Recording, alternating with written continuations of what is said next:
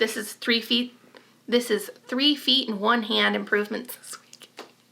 Hey everybody, welcome. If you're new, my name is Amanda. This is Carnivorous Me. This is my journey going from obese to healthy. Please don't forget to like, comment, subscribe. I love hearing from you guys, and I love sharing this experience with others to help motivate more people in changing their lives and doing better. Today we'll just talk about what I've eaten this past week, some hurdles and things, and the big thing is the improvements that I've seen over the past week. What I've eaten this week, I've had about 2 cups of coffee with heavy cream in it every day. We've done 2 meals most days. I've had like a ribeye, and then we did bacon and eggs a couple of days. Okay, start day 1 of this challenge.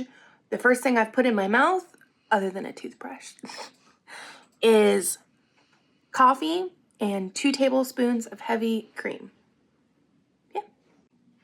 I completely spaced and forgot to record before I ate, but this, I had about 2 pieces that size, and that's just a lot of fat. I've been nibbling on it. Second thing I've eaten today. Hey guys, it is Saturday morning. I'm having my cup of coffee with 2 tablespoons of heavy cream in it this morning. Here's breakfast. I have 2.5 pieces of bacon and 3 eggs, salt, pepper. We're having burgers for buns with cheese and chopped up bacon inside. It looks delicious. So we did burgers. We did a huge pallet of ribeyes that we cut up from Costco, trying to figure out the price difference. I will actually have a video next week on how to make ribeyes cheaper. And that's what we've been doing. I have been recording a what I ate video for the past few days. I have to say I've been very resistant to writing what I've eaten down. Instead of writing it, I'm recording it now, but I feel much more accountable about what I've eaten and realizing how much and what times I've eaten. I usually just was guessing at it, and it's definitely for me helped make me more accountable and having more integrity towards what I'm eating. A hurdle, or I should say the biggest hurdle this week, has been dealing with being in my head about everything. About finances, about where I am or not am with weight loss, about what time I'm eating, about everything, stressing about the dogs and just everything. Getting in my head, and then my thoughts literally just bounce side to side in the wall, and I perseverate. I just keep thinking the same thoughts over and over. That leads to stress. So dealing with that this week, I'm still not great at it. Scott helps a lot to be my soundboard. I find that as I talk things out that I can find the root cause of these issues. And it makes it a struggle, because beating myself up about XYZ, then it stresses me out, and then I want to eat bad, and then I'm arguing with myself. So that's been some hurdles. I will say though, recording what I'm eating is helping immensely. I don't even have the option to eat bad. Like, I'm going to be my word. I'm going to be 100% authentic. I will not lie to you guys, because I'm not going to lie to myself about what I'm eating. What you see in those videos is literally everything I put in my mouth, other than maybe a drink of water here and there. So I don't even get the option to go down that path. I'm not sure this is something everybody wants to do, but I think telling others and being held accountable outside yourself is, honestly, it's making this much easier right now, getting over these hurdles. A tactic that Scott brought up to do is to try to get out of my head, to get out of my own way in my progress, is to focus more on work and my hobbies, not let myself get sucked down into these paths where 30 or 45 minutes has gone by and I haven't made any progress towards a goal because I've just been talking to myself in my head.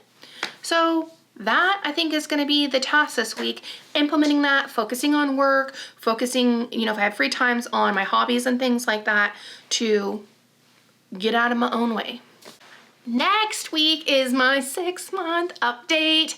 I will weigh myself next week. I know you guys have probably been wondering, I have too, but we will get that done next week. Some encouragement that I have had this week. I haven't been paying as much attention, but I did start this week. The small things that have improved for me. The first one was, I realized 2 days ago, I can lean all the way over and put my sock on without any sort of straining. I'm not holding my breath. I'm not like straining to get to the tips of my toes to put my socks on. That was like a woo woo moment for me. Then I also noticed yesterday, was it yesterday? It was yesterday. Yesterday, I was in the bathroom fixing my hair, and I used to not be able to wear socks because it's linoleum in our bathroom, or tile, whatever. I couldn't wear socks because I had my legs so far apart just because my legs were so fat. Anyways, my feet would be out here, and because my feet were out here, they would slide apart as I tried to stand in the bathroom.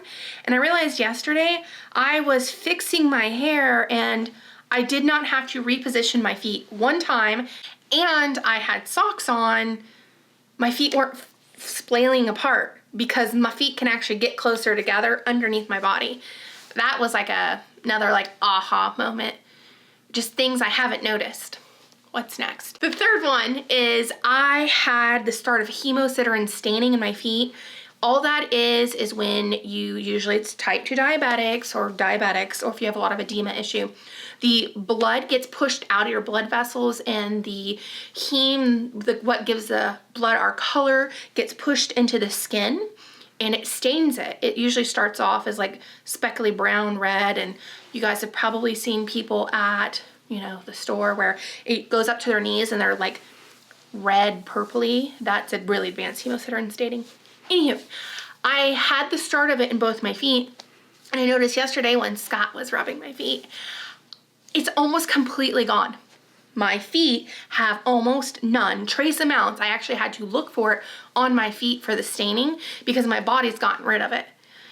And that's just a cosmetic thing, but it made me feel really good because I used to feel very embarrassed about wearing flip-flops and sandals because of it on my feet. I don't have to worry about that anymore. The next one is I can actually reach behind, well, not in this chair, but I can reach behind my back and touch my hands together.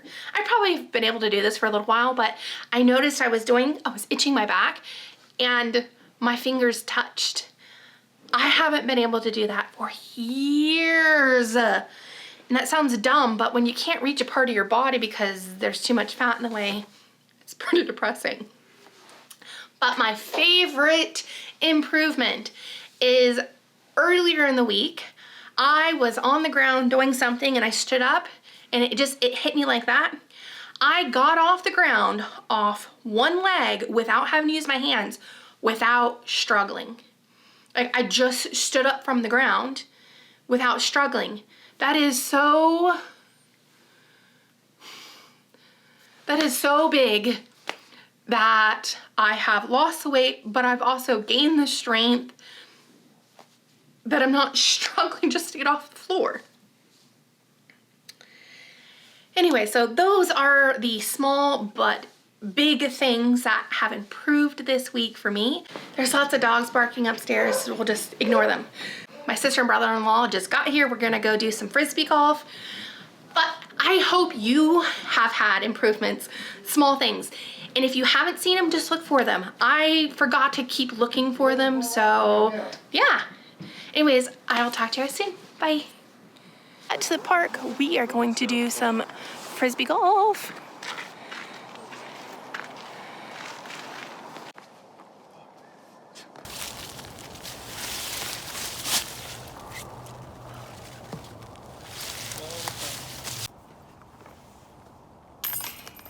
What have you eaten this week? 2 hateful spoons of cream.